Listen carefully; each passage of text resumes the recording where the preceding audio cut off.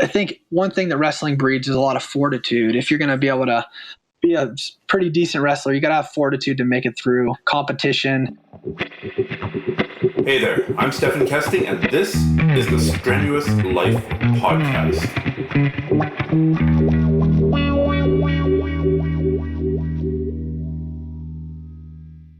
Hey guys, I'm really excited about this next conversation. I think it's a good one. But first, here's a pro tip about becoming a better grappler faster. If you have a question about some aspect of jiu-jitsu, some aspect of the martial arts, some aspect of training, go to grapplearts.com and use the search bar at the top. There are thousands of articles there, hundreds and hundreds of videos, many, many tips. So the next time you're confused about something, the next time you're looking for an answer to a problem, I can't guarantee the answer is there, but there's a pretty damn good chance that I've covered it at some point in the past. So go to grapplearts.com, use the search bar right at the top, type in your answer, and let's see if the magic of a search engine and my site can figure out the problem for you. All right, now on to the interview.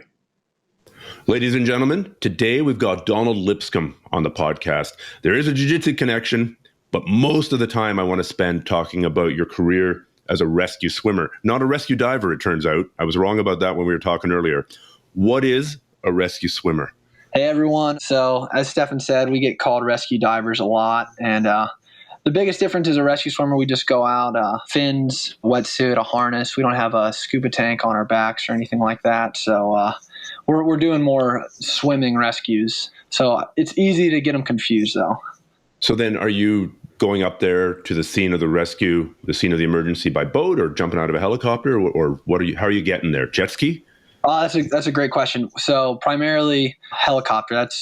I only operate as a helicopter rescue swimmer. There are other forms of rescue swimmers, cutter rescue swimmers, small boat rescue swimmers, but I'm a helicopter rescue swimmer, so I only fly in the helicopter. Oh, very cool. All right, well, let's jump back a step here and just talk about the types of emergencies that you get mobilized for, that, you know, the alarm goes off and you guys run off to try and save somebody.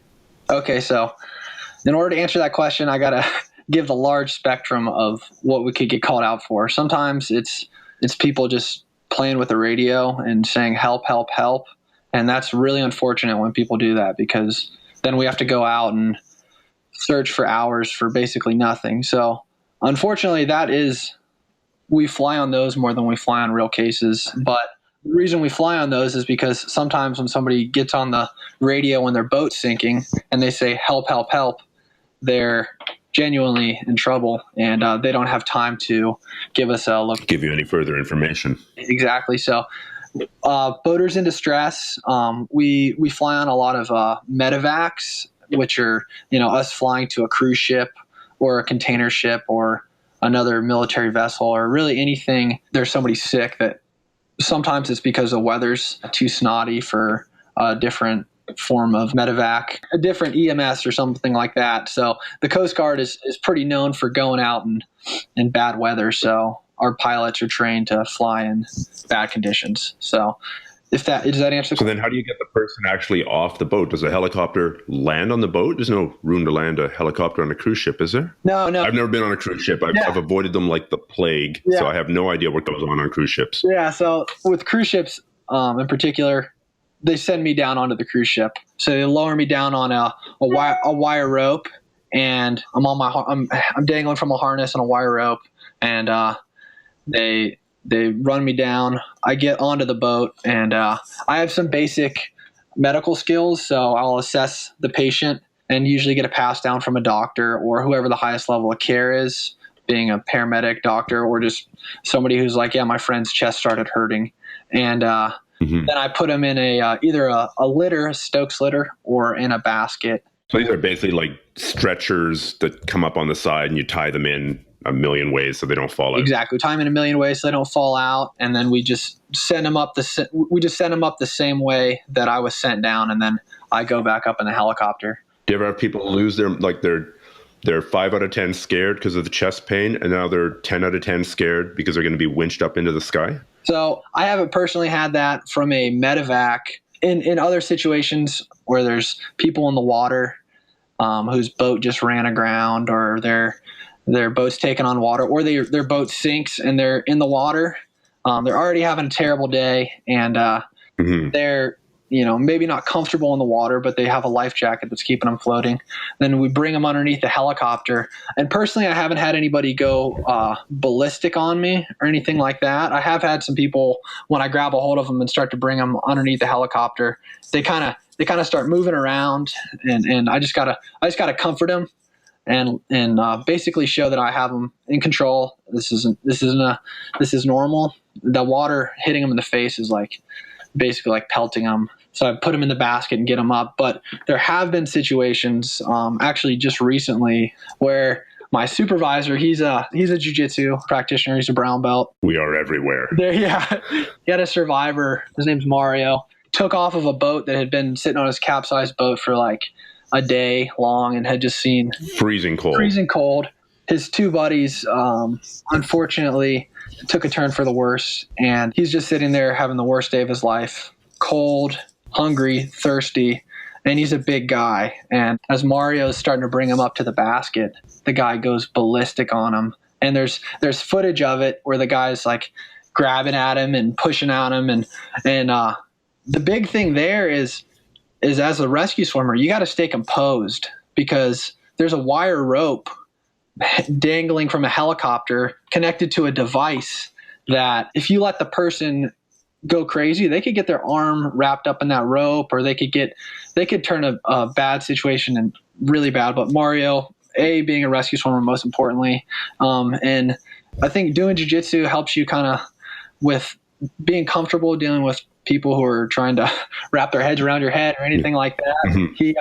He got the guy calmed down and sent him up in the back. So was the guy wasn't fighting him. The guy was just desperate to get off the boat and thought that Mario was kind of the first step in the ladder up to the helicopter. Exactly. So he was just using Mario to climb into the basket rather than letting Mario put him in the basket himself. So that's just recently, and that's not uncommon. It's actually when we're going through rescue swimmer school that's kind of the test. That's where most people fail out, when they put us through the non-compliant survivor test. And there's the instructors. They're real professionals at simulating a freaked out person, I guess is the best way I could put it.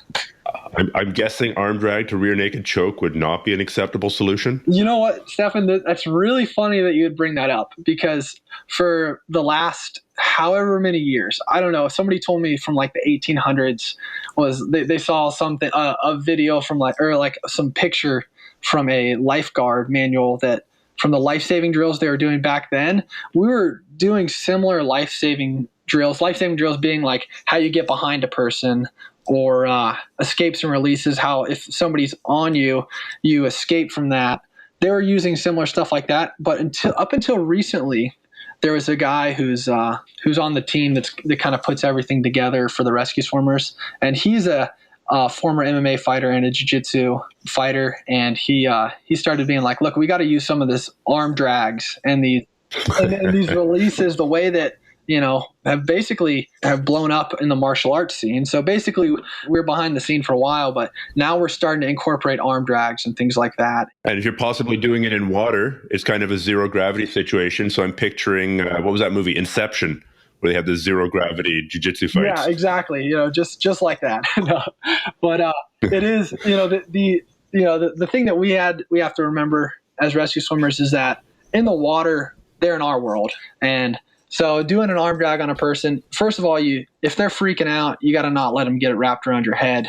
So for the longest time, we practiced okay, this person got around my head. Now I need to go, it's what's kind of known as suck, tuck, and duck, where you put your chin down, take a big breath of air, and you go underwater. Mm-hmm. Usually when you go underwater, the person, and this is still very effective, when you go underwater, the person doesn't want to be underwater. So they swim to the surface, and you come up and you grab them and you get them back in control. You tell them to calm down. But now we're looking at it they're in our world. Why are we letting them get a hold of our head in the first place? Why not they start freaking out? Just, either separate from them, do an arm drag, get back behind them, because we're doing similar to a seat belt, for anybody who seat belt. So over one arm under the other. Exactly. To do what we call buddy tow. So a lot of the things that go on in jiu-jitsu, not that we're choking people out, but the way we control them are very similar.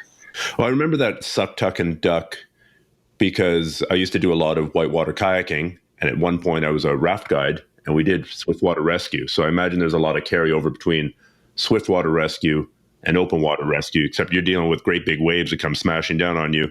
Yeah, well, and some of I haven't personally done it, but a lot of the rescue swimmers have gone through a swiftwater rescue training, depending on where they're at. I'm on the east coast of North Carolina, and so we don't have a lot of swift water rescue cases, but maybe in the Northwest, Washington State or Oregon, they would have more of that, so they get trained in that.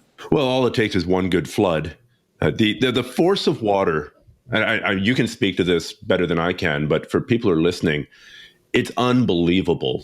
One of the drills that we did in the swiftwater rescue days is there was a little tiny stream, a little side channel for a big river, and they put a smooth log across the little rivulet at chest height, or so right at the level of water. So you'd be floating down on your back, feet up the way you're supposed to, and you'd end up draped over the log with your hands over the log and your feet under the log. And the water's not moving that fast. And the thing is, okay, this is the first log in a pretend giant log jam. If you go under it, you're dead. If you go over it, you might survive. And the success rate of people trying it 2-3 times, 10 people, maybe a couple of guys managed to get out from underneath it and over the top of it. And it's just a little bit of water moving. Water is heavy. Yeah, and I can't say enough how heavy water is. It's a situation that I was personally in after we go through our rescue swimmer school, which, it's a cut. They're probably 90% of the people who try don't make it. And we go to advanced rescue school after that, so they got to make sure you're good to even go to that. And in advanced rescue school, it's kind of dealing with those big waves. And on one of the days, we went out in an inlet, and this is in Astoria, Oregon. And the limit for the size of the waves is 15 feet, and this is breaking surf. So is that 15 feet above the mean level of the ocean, or just 15 feet from the tip of the wave to the bottom of the wave? I don't know I'm not a surfer, so I don't know the term. It's measured from the back of the wave. So whatever the height of the back is. So I don't know if you want to call that measuring it Hawaiian style, but that's how we measure it, the back of the wave up. And then the face of the wave can seem a little bigger, but you just measure it from the back.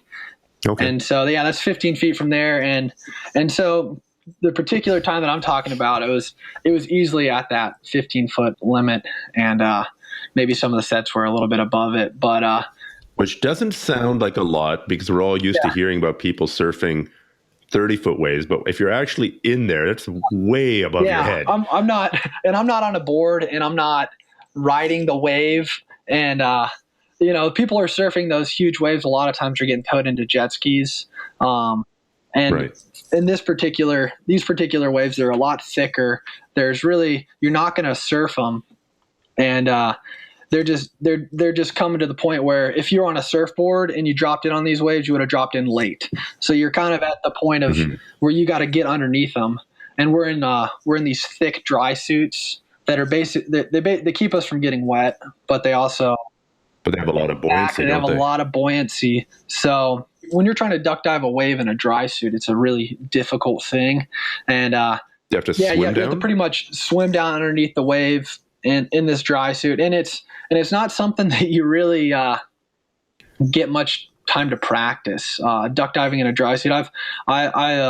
People are probably going to laugh, but I'm a sponger. I'm not a surfer yet. I'm hoping to learn to surf, but I'm a sponger. And whenever it's a boogie boarder, pretty much. Okay. And so whenever you duck dive on a sponge, you can you get out there and you can start on small waves, crawl, walk, run, however you want to say it.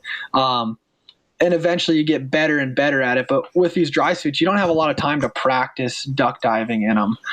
We kind of got the brief, and they knew we were confident enough in the water to figure it out. And we went out there and when I duck dived, whenever I had the biggest set come in, I went to duck dive, and it was I say it was bigger than 15 feet. There's really no way to know.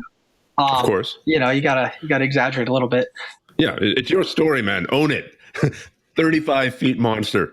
And I went underneath the first one, and I got the washing machine effect where it held me under for maybe 20 seconds. Come up, and these, like I said, these were the biggest sets of the day, and they were the closest together. So depending on, waves usually have 5-10 seconds in between them in the sets. These ones, they said that they had 3 seconds in between them. So it's like you get up from the wave. I basically got up, took a breath, and I was duck diving the second one. And the second one, I was under there. And it feels like an eternity. And like you were talking about the power of water, I mean, there's no fighting it. There's absolutely no fighting it. The best thing you can do is just relax. Kind of get the washing machine effect. You'll be able to come up when you can come up. And so I came up, and then at that point I was like, oh man, I don't know if I'm going to be able to hold my breath for this last one. But the last one came, and you have one choice. This is real life. As much as it's training, there are jet skis out there. There's a helicopter out there. Great, they'll be able to recover your unconscious body. Maybe exactly. So I went under the third one, and the biggest thing and the most important thing is that I stayed relaxed on the third one. The first one I tried to fight it a little bit because I'd never been under a wave that powerful. By the third one, I was like, I am not fighting this anymore. I just completely relaxed. I came up, regrouped. Normally we work solo. We're doing actual operations, but for this training operation, we were working with another rescue swimmer. Basically, one of us is the rescue swimmer, the other one's the survivor, and we were practicing that. Got back with my survivor, and that was it for the day. The helicopter that was down the way actually had its wire rope snap right around the same time that this was happening to myself and my partner. And so there were some heavy waves. Those wire ropes are pretty strong. I bet. Either way, that's a story talking about the strength of the ocean, and that it gets way stronger than that. Like I said. But you didn't get bounced off the bottom. No. We were in an inlet. The inlet, it was very deep. Okay. So when we're doing training, we keep it very low risk, or as low a risk as we call it a risk versus reward, or risk versus gain, I should say. So if the gain is high, if the gain meets the risk, then it's okay to do it. And for this particular situation, the gain and the risk were about equal. Yeah. Well, in the fire department, we have a saying that goes, risk a little to save a little, risk a lot to save a lot. I mean, you're going to pull up on a burning house and there's nobody in it. Well, and it's fully engulfed. You're not going to do much. You're going to stop it from spreading. But if it's a daycare and there's 12 kids in there, you might take a considerably higher risk. And that sounds like it's the same philosophy going for you guys too. The exact same.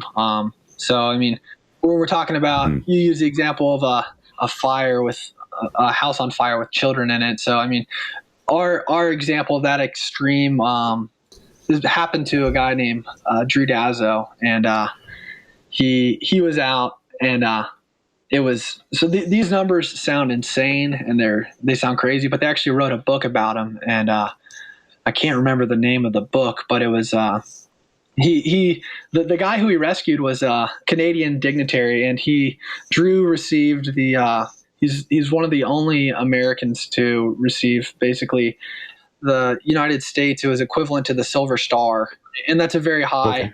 Gosh, I'm forgetting it right now. But either way, he went out and saved 3 individuals that were in a little raft in 50 to 70 foot seas. And it was 77 knots. I guess they probably took the highest mile per hour winds, but 77 mile per hour winds.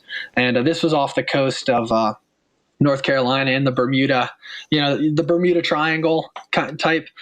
Everybody's heard about the Bermuda Triangle. It's where we're at the graveyard of the Atlantic, because there's a shelf that basically falls off, and whenever the Gulf Stream meets the cold water, either way, the waves can get huge, and those people went out there. And if that was a training operation, 50 to 70 foot seas, we wouldn't even think about it. But because there was lives to be saved. So what did he do? He just went down there. So it was, the story's pretty crazy, and I'm telling it secondhand. and I heard it from him because he was one of my mentors, but then I also heard it from the perspective of the flight mechanic. And the flight mechanic is you can't talk highly enough about the flight mechanic, because he's basically the guy who's running the hoist or the winch that's bringing you up and down, and you put your life in their hands and the pilot's hands. And so I heard it from the flight mechanic's perspective and Drew's perspective. Drew is a super humble guy who's kind of like, yeah, it was crazy. I went down there and saved these guys. Is, I think that either he kind of told it like that. So it was big, it was scary, my back hurt afterwards. But the flight mechanic, the way he told it, Scott Higgins was the flight mechanic. He told it like from the helicopter. You're looking out at the seas, and you can't even comprehend how big the seas are until you see that life raft, small life raft, big enough for maybe 6 people, come up to the top of the wave and then go back down it.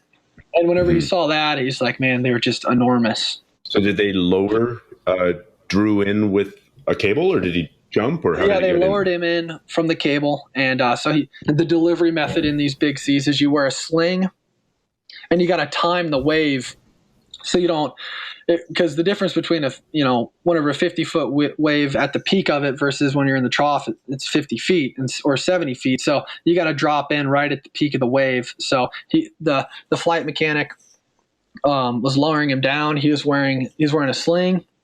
Once he got to the top of the wave, he dropped in. He swam up to the life raft. Drew said whenever he was actually in the water, these weren't breaking 50 to 70 foot breaking seas, but the water on the waves, it was like a washing machine, he said. So probably 10 foot seas just swimming over. And when he got up to the raft, he said when he got to the life raft, he looked up and he couldn't see the helicopter. So this is the most that Drew really talked about it. He said he looked up and he didn't see the helicopter, and it wasn't he said he wasn't afraid. He just, at that point, he said he kind of had some doubt. Is like, are we going to be able to accomplish this?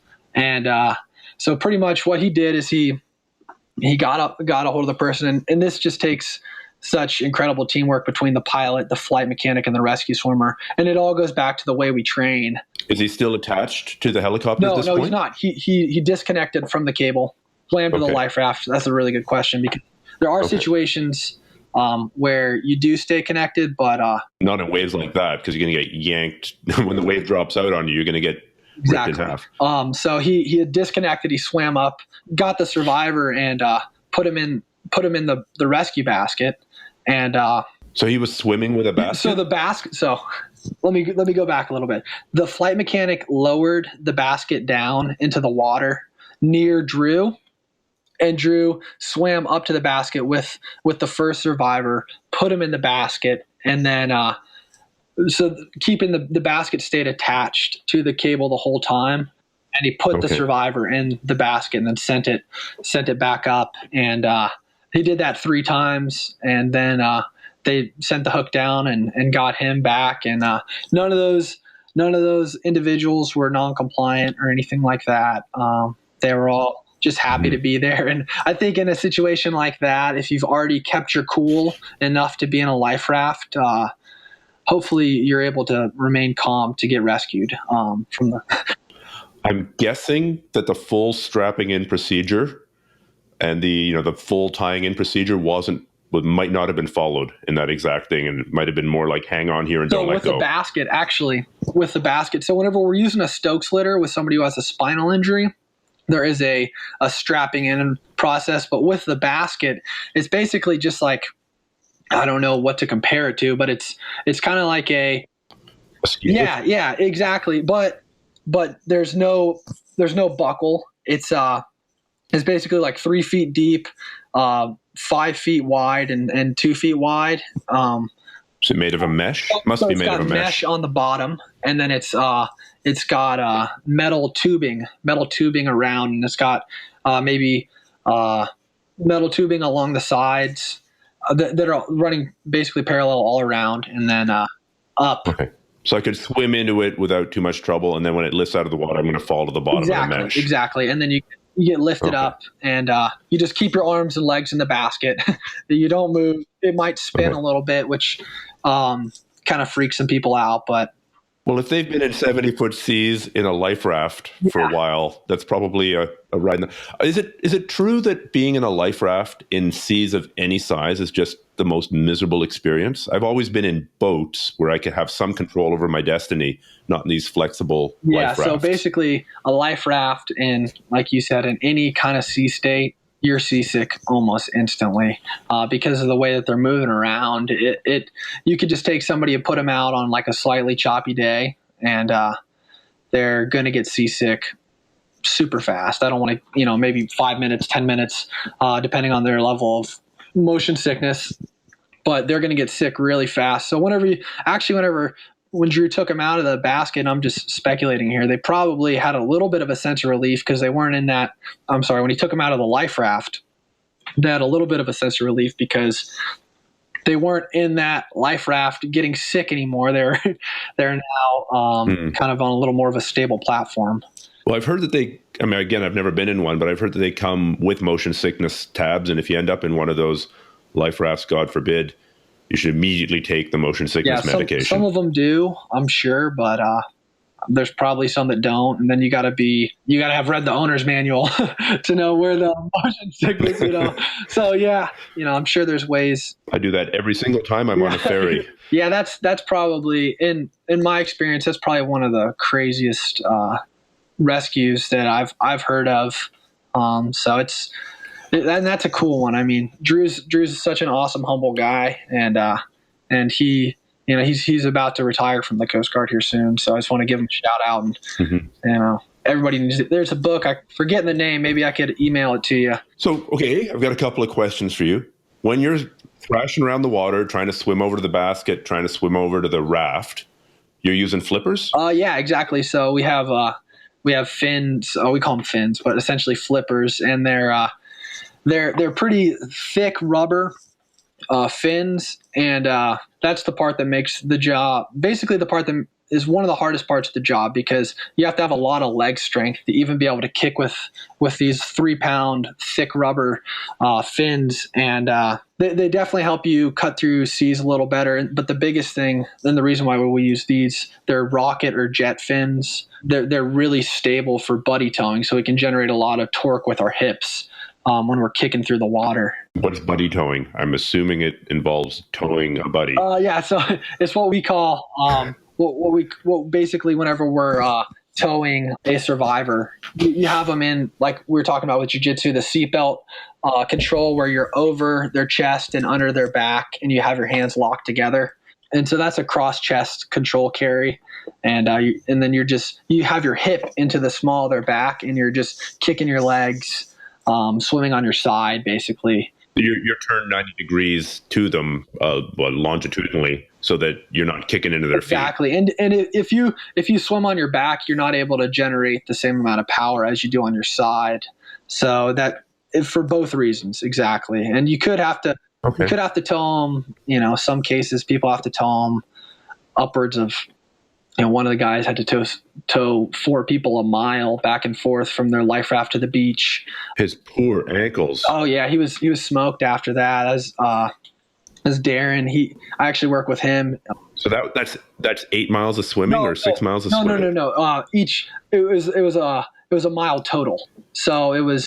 Oh, okay. Yeah, so he swam. I can't remember if it was 3 or 4 people. He swam one to the beach, went back to the life raft because the for whatever reason the helicopter couldn't pick him up, but they got him down to the water so he could get those people from the life raft to the beach. And it ended up being about a mile swim. So while pulling someone. Yeah, well, for half of it he had somebody in his arms, and the other half he was swimming solo.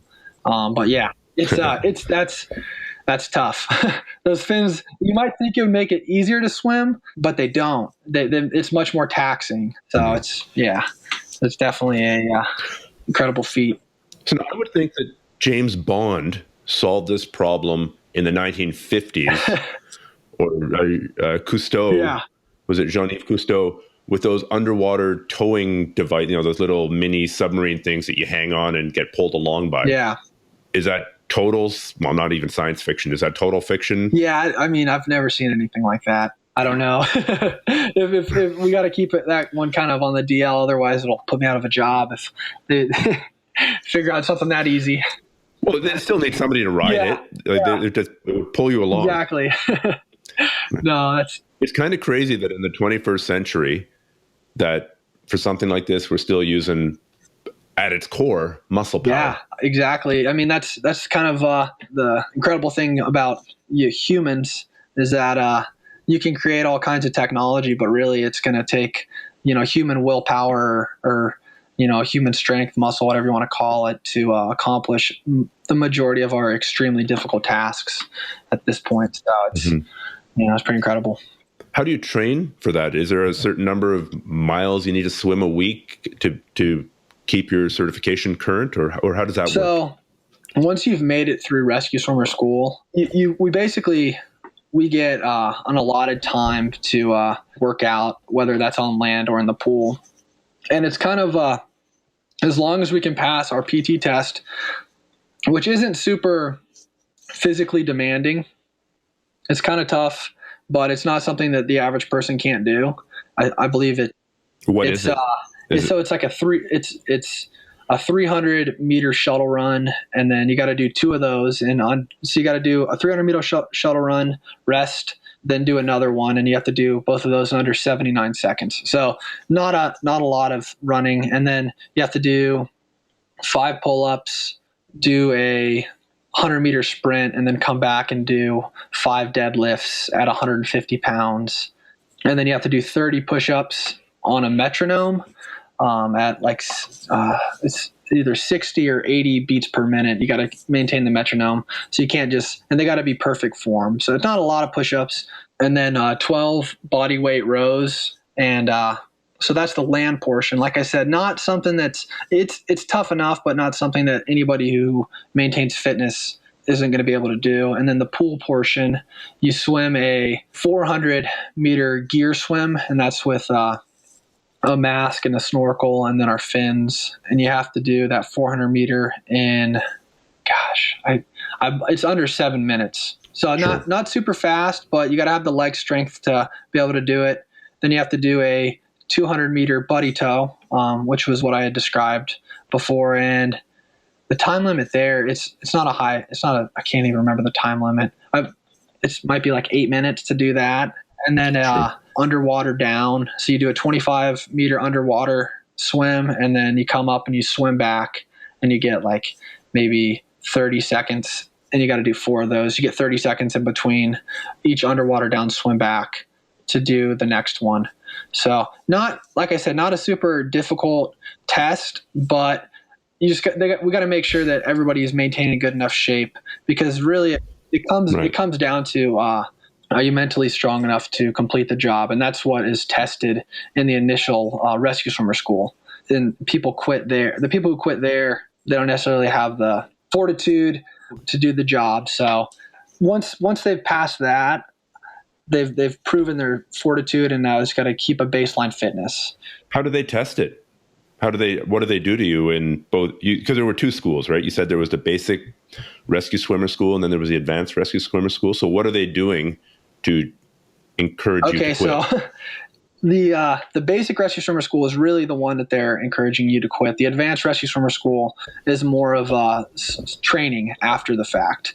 Everybody's been able to pass that made it to the basic school, but the basic one, they're just PT. They're doing we call it PT, physical training, and you do 2 hours on land, and it's called the grinder, and that's just 2 hours of just getting doing sprints, push-ups, pull-ups, just kind of like beat down style workouts.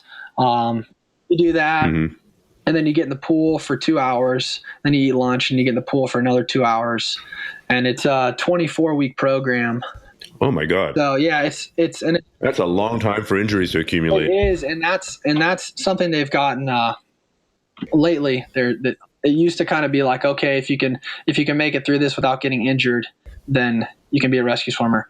But they've kind of gotten a little bit smarter with it, to where they have a stricter curriculum, and the workouts are still just as hard. the tests are what really get people to fail out.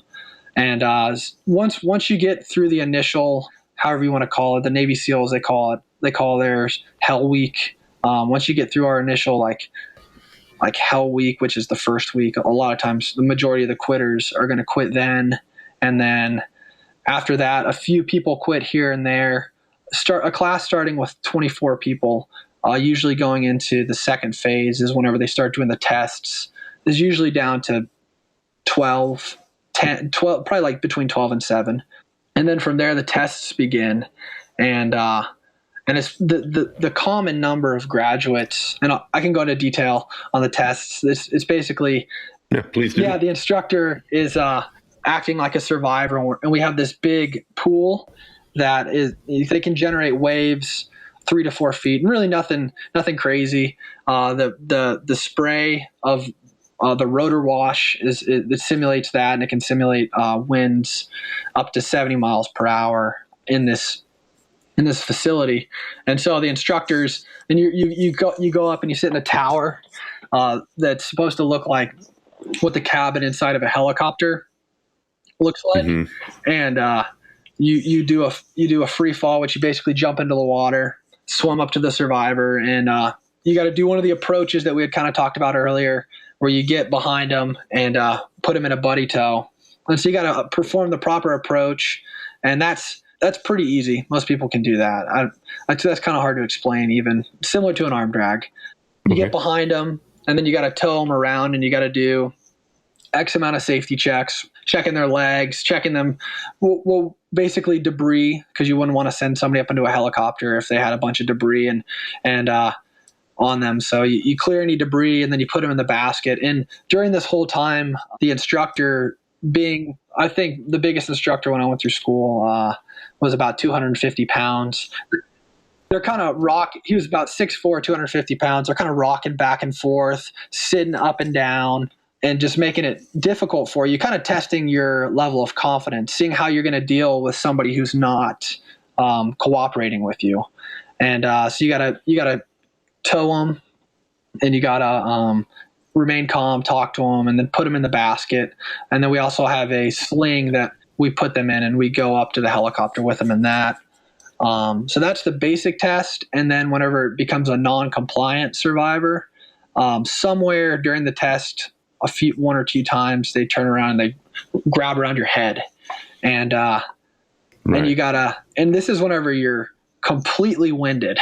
I mean, the best way I can compare it is winded, because I know a lot of people do jiu-jitsu, winded like you are after a super hard grappling match, maybe a competition. The best way I thought about it when I took my first test, I fought MMA before I was in the Coast Guard, just at the amateur level, but I was like, that was just like a fight.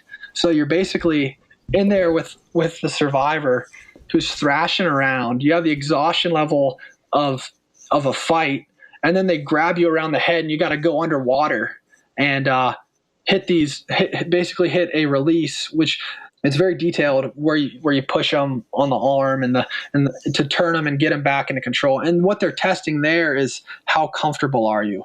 Are you freaking out whenever you go underwater? Because, like I had mentioned before, whenever you swim up to a life raft with 3 people, their comfort level is going to kind of be dependent on how comfortable are you.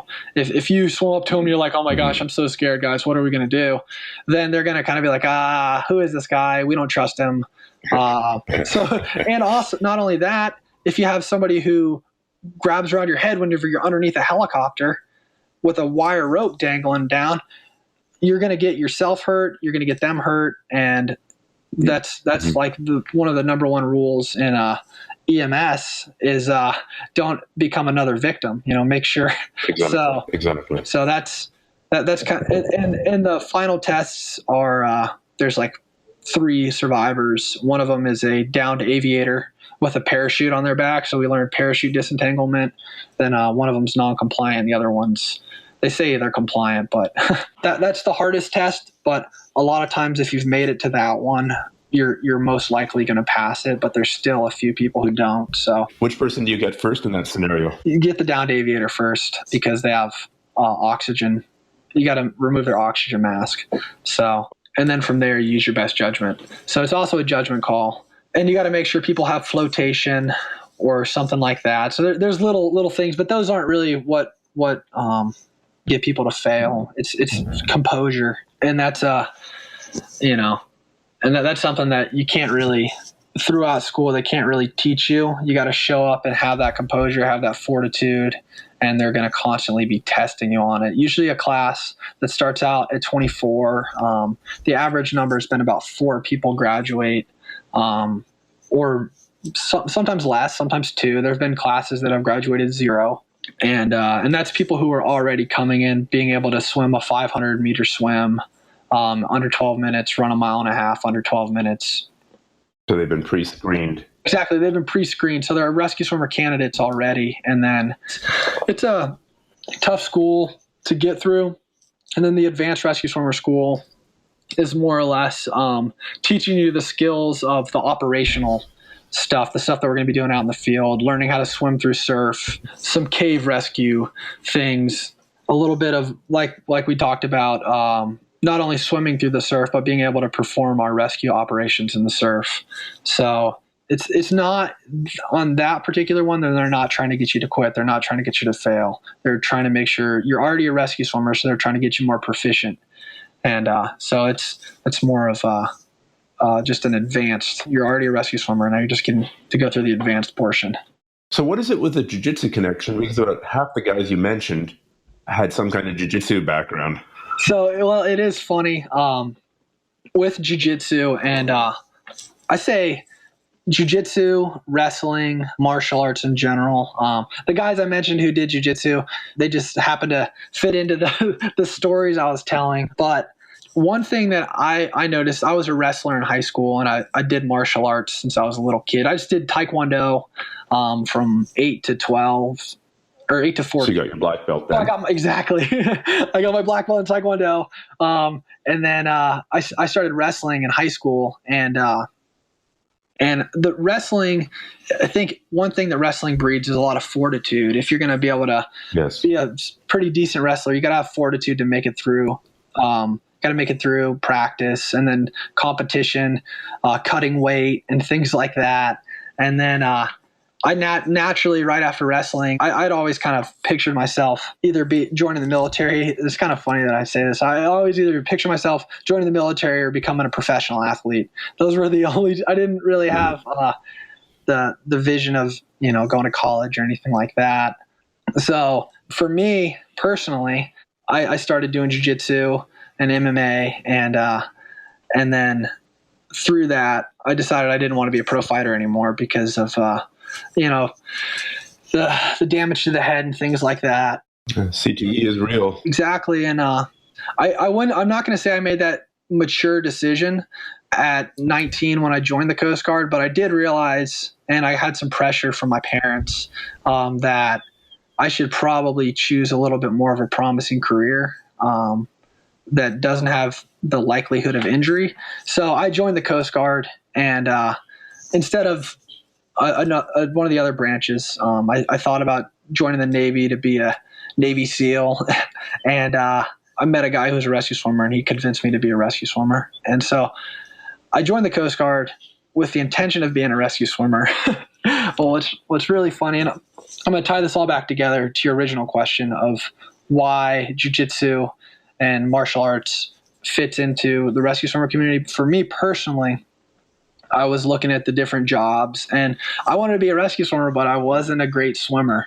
And I had to, I basically had to look at it as like, all right, I'm going to have to do a job that I don't want to do, or I'm going to have to train really hard, use some of that mental fortitude that I've developed from Taekwondo when I was a younger kid, and wrestling when I was in high school, and then mixed martial arts. And I'm going to turn that into the pool, put that into my time in the pool. So I was kind of at a crossroads. Like, am I going to be a rescue swimmer, or am I going to train hard? And then I started training hard. I put in a lot of work. I was a terrible swimmer. Like, not even at, when I say terrible swimmer, I was like, I had a hard time swimming a 500-meter swim, completing it. So I had to get to the point where I could do that.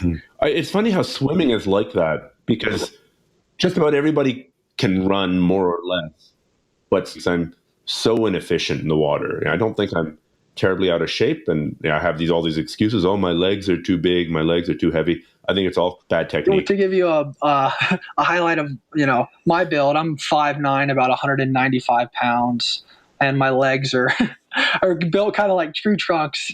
And so I don't have a swimmer's build at all. I basically I got a hold of a book that was kind of like a triathlete book, and then another book that had some pool workouts. And then I looked up on YouTube the proper way to the proper technique to swim, and I just followed those workouts. Went to the pool, bought myself a pair of the fins, and that's actually having stronger legs do help with the fins. That's pretty important. So I had that going for me.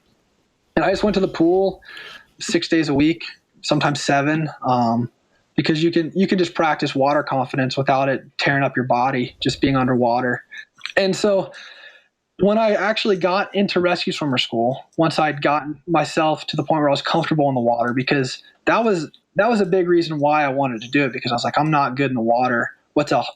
I actually wrote it down. I was like, I want to accomplish something really difficult in the water, because that's like my weakness. So, I want to compare myself to Batman with, he was afraid of bats. So he went and lived with the bats. That's what I did with rescue swimmer school. And it is an example of you developing the mental fortitude, or the mental fortitude you had already developed, which then served you well in the selection process, and presumably has served you well on the job. I mean, I think you've had some pretty hairy calls at night, for example. Yeah, I did have one hairy call at night. And it wasn't anything crazy like the 50 to 70 foot seas. And the thing about the job is and I'm not the first one to say this, but our best rescue, or our most like noteworthy rescue, is somebody else's worst day. And that's something we always got to keep in the back of our minds whenever we go and we rescue these people and we feel really good. We got to remember that, their boat just sank. And some of these people, that's their whole lives. They live on that sailboat. And so the particular one that I had, it was a boat. It was a super nice yacht, which, for some people, that's their prized possession. Probably anybody who has a super nice yacht, that's their prized possession that they had just bought. And they had a captain that was transporting it from I can't remember if they bought it in New York or New Jersey, but they're traveling down to Georgia, and they went through this inlet at night, and it was pretty sporty seas, maybe like 7 to 9 foot seas. And they ran the boat aground, and we were actually out on a separate search. Like I kind of mentioned before, we get called on fake searches a lot. We were flying on one of those, and then we heard on the radio they're actually calling for Mayday, help us, our boat's taking on water. We ran aground. We're at this location. So the pilots punched in the GPS, and they're like, okay, that's about 20 minutes away. Let's go. And this is maybe like 8 or 9 o'clock at night. So it's not, and we had a little bit of light from the moon. So it's not pitch black, a little bit windy. We flew out there and saw the boat, and we have it was kind of a surreal thing for me, because this was my first water case. So I had plenty of the medevacs, but the water cases are the ones that you trained for. Exactly. And looked in, we have what's basically, it's a infrared, it's called a FLIR, but it's basically like an infrared camera that helps us pick up on body temperature, or in this case, the boat, just anything that picks up heat. And saw the person on the little screen, the display unit, and the pilots had already spotted him, so they saw before me. It was pretty obvious. It was in an inlet, and there was a boat sitting there getting smashed by waves. And the 3 people saw us, and they started putting on their strobe lights. They were wearing Gumby suits, which are basically just big flotation suits that'll keep them warm. So they put me down in the water, just a basic delivery. I used my harness. It has a connection to the wire rope. I just went down on the harness, disconnected, swam up to the boat. It went pretty perfect. The scariest part was whenever I actually got myself onto the boat, it was getting hit by waves, and it kind of felt it felt kind of sketchy. And then the three people that were on there, they were happy. They're happy to see me, but they were also very freaked out. The woman, I took the woman first. She was scared to death of the water, so she got in. She's like, I don't know how to swim. I don't know how to swim at all. And I told her I'd swim for her, and so I got in the water first, and then she jumped in and. The person who doesn't know how to swim starts trying to swim. It starts kind of flailing around in the water. So I just got a hold of her, calmed her down. Like I said, whenever you have that confidence, it gives the other person confidence. And then I swam her to the basket, put her in, and then I did the same thing with the other two individuals. And I think their boat got recovered, but one way or another, they were pretty upset, but happy to be alive and happy to be out of that situation. So that, for me, I've had a couple other ones. That's the one. If somebody's like, "Oh, what's your craziest case?" That's the one I usually tell. But it's also your first one, right? You're not going to forget that. Yeah, exactly. I remember my first fire. I remember my first CPR. Everything after that kind of turns into a giant blur. Exactly. I still want to answer the question that you asked earlier that I kind of was giving you a roundabout answer about why rescue swimmers and jiu-jitsu and everything. I think the biggest thing, and the statistics are, they're all adrenaline fiends. Well, yeah, adrenaline fiends, but they're also comfortable with somebody like physical contact, human contact, an aggressive person. Anybody who's done jiu-jitsu is pretty comfortable with somebody smothering them. Once you've gotten to a certain point in jiu-jitsu, somebody laying on your face, you're not going to just tap out. They have to actually be choking you. So you kind of build that comfort level of, and even though it's not in the water, if you can get comfortable in the water and you can get comfortable with somebody grabbing your head outside of the water, they kind of go together. Water polo players do really well. Surfers. They transition from trying to drown people in the water polo pool to trying to stop people from drowning as rescue swimmers. So, it's that human contact that you got to be comfortable with, that I think the wrestling and martial arts and the fortitude and everything else gives you. There's a great story that Daniel Nasanto, who's one of my martial art mentors, tells about being in the Army, and there were karate guys, and there were judo guys, and there were jiu-jitsu guys, and there were combatives guys, and they're all, beaking about who's tougher and who could beat the other guy. And one guy comes up, "I can kick all your asses." And so some people take him up on it, and he jumps into the pool. And he's the water polo guy, and he just drowns all of them. So my money's on you for the first water jiu-jitsu mundials. Yeah, it's like, well, and it's, even the water, like Hickson Gracie said, I'm a shark that mats the ocean, and you all don't know how to swim. So once you can operate in the water as a rescue swimmer, the survivors, you just got to remember that it's your world. Well, I don't think we can end the podcast on a better note than that. Thank you so much. I really enjoyed it. And I think a lot of the people listening are also really going to enjoy it, because it's such an interesting topic, and it's a little glimpse into a world that a lot of us don't really get to see that often. Hopefully we never see you when we take a ferry ride or a boat ride somewhere. For sure. Stephan, this was my pleasure, and I really enjoyed speaking with you. Thanks for having me on the podcast. It was awesome. Thanks for listening. I appreciate it. If you want to make sure that you get future episodes, I'm doing both long-form, in-depth conversations with some of the best people in the field, and I'm also doing short-form, bite-sized audio rants. I'm mixing the two formats for now. If you want to make sure that you get future episodes, please go and subscribe. You can subscribe on iTunes, Stitcher, SoundCloud, Google Play, wherever you get your podcast from. There'll be a subscribe option. If you do that, then you won't miss out on future podcasts, and you'll also be helping it grow. Thank you so much.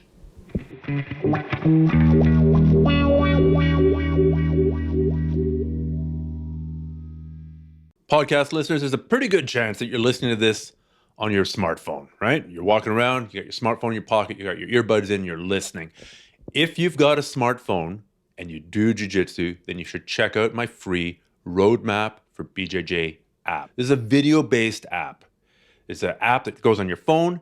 You can check out the different sections. It's got different techniques. It's got different positions.